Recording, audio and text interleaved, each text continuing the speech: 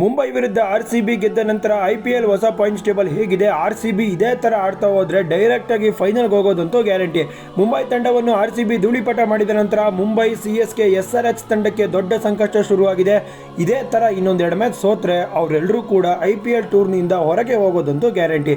ಇದೇ ನೋಡಿ IPLನ ಹೊಸ points table. Number 1 Delhi capitals, number 2 GT, number 3 ನಮ್ಮ RCB, 4 PBKS, 5 KKR, 6 SRH ಇಲ್ಲ, LSG ಇದ್ದಾರೆ, 7 Rajasthan Royals, 8 Mumbai Indians, 9 SRH ಇಲ್ಲ, CSK ಇದ್ದಾರೆ, 10 SRH ಇದ್ದಾರೆ. ಇದು IPLನ ಹೊಸ ಪಾಯಿಂಟ್ಸ್ ಟೇಬಲ್.